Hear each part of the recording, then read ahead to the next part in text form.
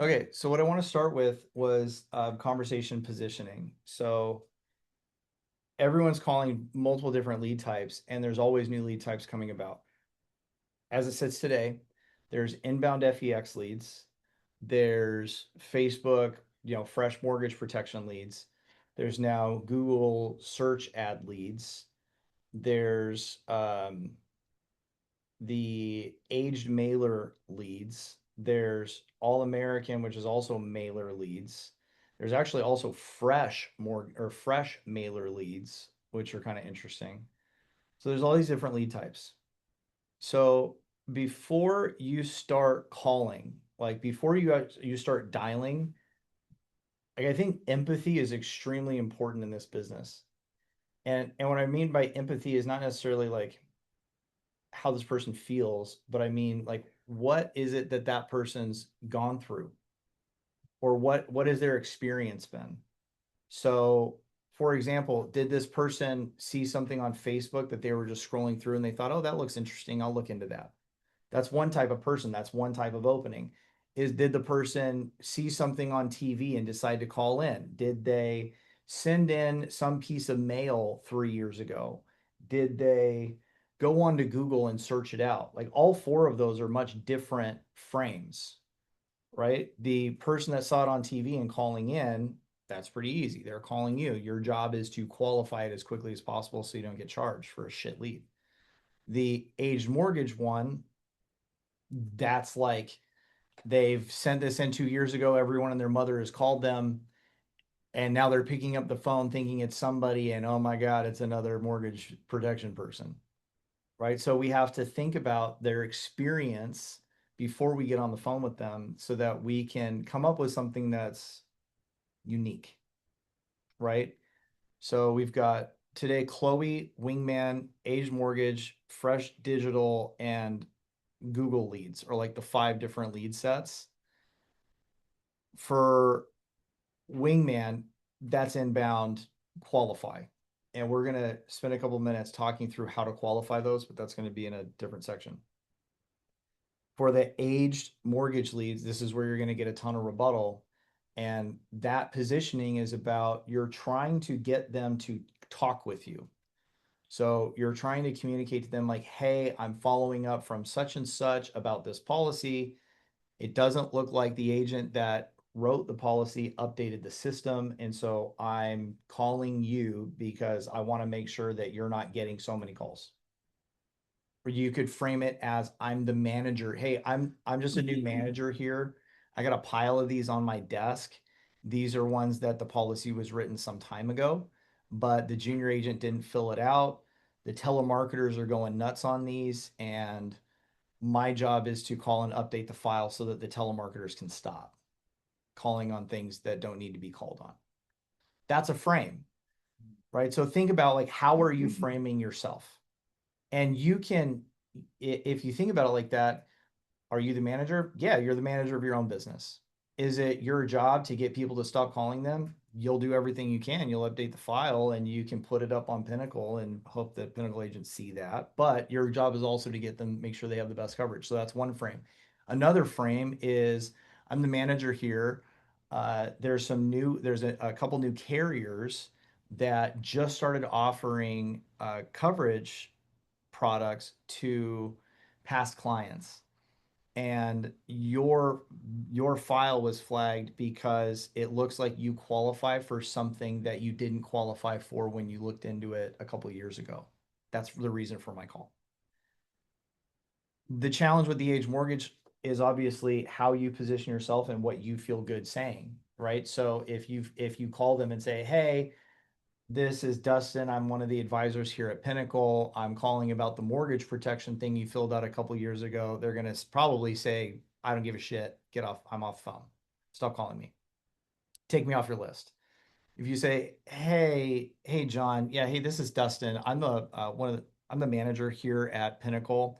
I'm calling because you filled out this mortgage protection thing a couple years ago. You've probably been getting 1,000 calls a day. And the reason for that is that the system isn't up to date. So it looks like your lead has not been serviced, even though you and I both know you probably already got this in place, right?" Okay, perfect. I just want to update the system so that the telemarketers stop. What did you get put in place? Which of those are you more likely to respond to if you're getting a ton of phone calls? Two. The second one, right? Yeah. Why is that? Because I'm offering to solve this. I'm offering a potential solution in their mind to a real problem that they have, which is their phone won't stop fucking ringing. So if you think about what's the client's experience and how can I position myself to help that client and be different than everybody else that's calling them, you'll have a higher chance of success. It doesn't mean it's going to work every time. You're still going to get hung up on left and right, but your chances of success go up if you're saying something different than everybody else. Now, that said, like we have a script. Problem with the script, everybody uses the script. And guess what? That script is incestuous because that script came from another team script, which came from another team script, and everybody's edited it a little bit, but not a lot. Because once one team finds out what another team is doing and that's working, that team adopts it, and then all of a sudden, everyone in Pinnacle is saying the same shit, right? Yeah. So if we're calling aged, we need to be creative, but calling them and saying, hey, yeah, this is Matt. I'm just one of the advisors here at Pinnacle. I'm calling about this mortgage protection thing you sent in a while ago. Did you ever get that put in place? Yeah, I did. Leave me alone. We're not giving them a reason to talk to us, right? So, like, we have to give them that reason early on. Next level up is Chloe. Chloe is like a half step better than an aged mortgage lead because Chloe is, guess what?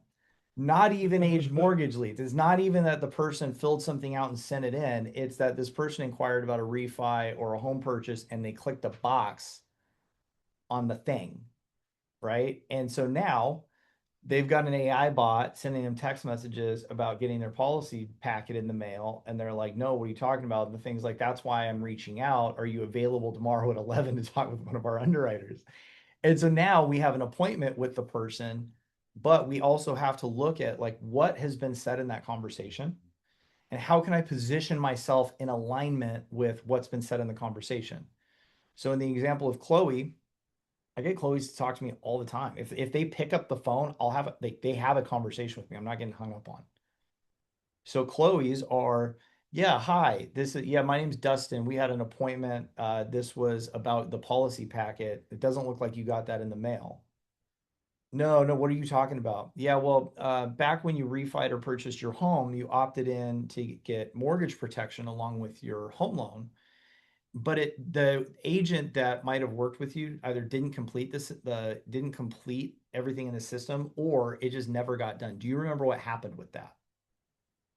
And now they're talking to me, right? So I'm positioning it as, yeah, I'm following up with this. I'm one of the senior advisors here. I'm one of the underwriters.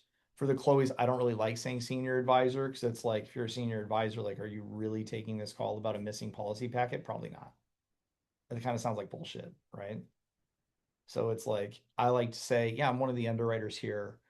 Uh, this policy packet, you'd never arrived. You had opted in for this. It probably was done along with your mortgage, if it was done at all. Do you remember what happened? No, no, no, no, no, no, no. Yeah, I got something in place. Okay, do you remember what it is? I just want to update the system so that way you're not getting phone calls and text messages, and then that way just the records are up to date. Oh yeah, I got such and such. Do you remember what carrier? And then it's cost carrier coverage. And then what? And we go into the policy replacement script, which we're gonna cast out. Huh. Interesting. Did you have like a major medical condition, like a heart attack or a stroke, like a couple of years before? No? Oh, that's weird.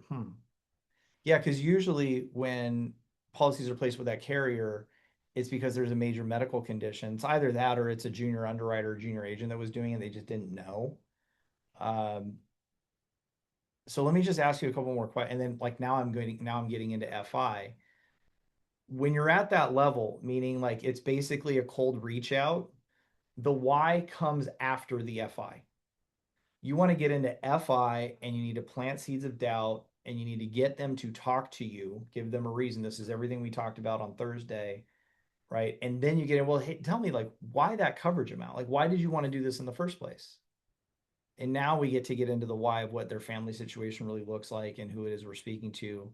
And if we can't beat the coverage they already have, remember, if we can't beat it head to head, what do we do? Tear down the policy itself. Yeah, if we can't beat it apples to apples, then we got to compare it with an orange.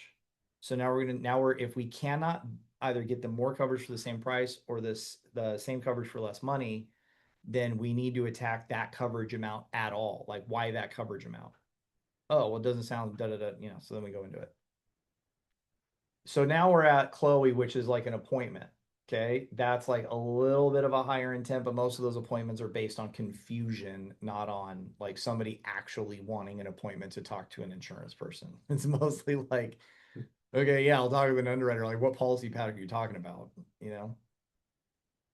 When you go a step above that, okay, now we're dealing with final expense leads, and these can either be digitally driven or they can be inbound. Inbound is super easy.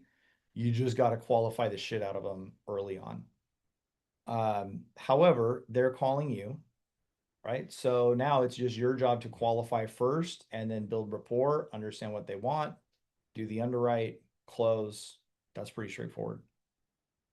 You get into mortgage protection, like if it's driven off of Facebook, half of them are somebody scrolling through fucking Facebook or Instagram at 12 o'clock at night and they saw this thing about paying their house off. And for whatever reason, they clicked on the ad and put their phone number on the internet. And now we're here. For those, it's if you get them on the phone, now I'm getting back to you. You sent me this message. You sent me this message on Facebook. I'm just getting back to you about that.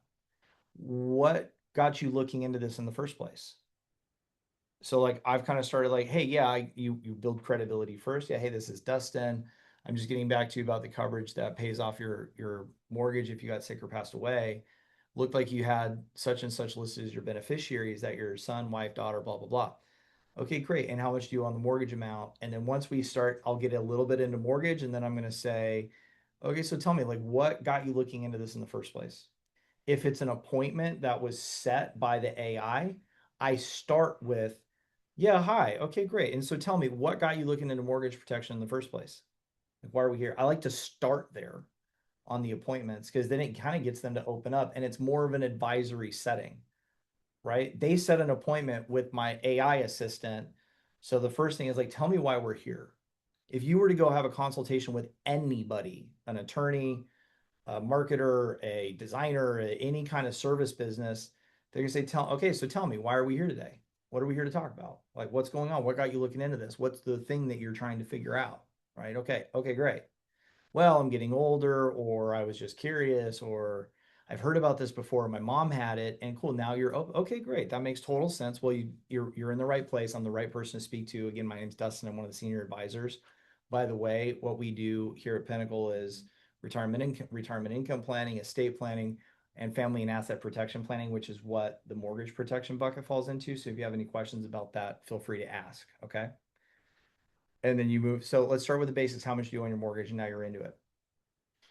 Now, then you go another level up and you're dealing with either Google search leads. And those are, I'm trying those out first. So I'll be having some of those come in over the next couple of days. And if they're good, then we've got the green light to move forward. But I made the mistake with Miss Cat. I had her try a lead that I'd never tried before. It did not work out that well. I was like, okay, I'm going to try everything that we're going to do before recommending it. So I'm going to try out these Google leads and risk my own money on those, see how that works. But I've heard success is pretty good, and then we're going to see. For those, this is somebody's going on to Google and searching mortgage protection. What are the reasons somebody would search mortgage protection? I think that one called them. No, probably not. They're probably not, because most people don't know what mortgage protection is. So why would someone search mortgage protection? Probably. No, probably because they've been getting phone calls from people talking to them about mortgage protection, or they've seen some shit on Facebook or something, and they say, "What is this?" And now they're looking at a website that looks a little more official than like the Facebook ads that we have out there. And they're clicking into it and then filling the thing out to get a quote, right? But now they're interested in it. They've gotten some information. They've actually gone and invested effort to get to that point so that the intent goes up a little bit. It's more than just I was scrolling through Facebook last night and this looked interesting. Now it's like I was scrolling through Facebook, this looked interesting. I started looking into it and I think this would really work for my family or whatever. I don't know. We'll see. Then you get into the top level of this is actually the fresh mailer leads. That's the highest level of intent because it's the amount of effort that was put in to actually get them. So the fresh mailer leads are like 85 bucks a piece. Somebody bought a house or they refinanced, they got all this mail and they actually took the time to fill out this card and put it in the mailbox and send it back in. And that's a fresh mailer lead. Trevor's run some of those. I haven't run them because it's a 6-week lead time and they're expensive. But positioning yourself in the for how you're going to have the conversation, it's like don't just go into it like a bull in a china shop and use the same script for every lead type. That doesn't work. Think about who it is you're calling, what their experience is, and then curtail your opening script so that it's creative if you know they're getting a bunch of calls, or you immediately you're either getting creative because you know they're getting a bunch of calls, or you're positioning yourself as a position of power because they're coming to you. It's kind of one of the two. Does that make sense? Yeah.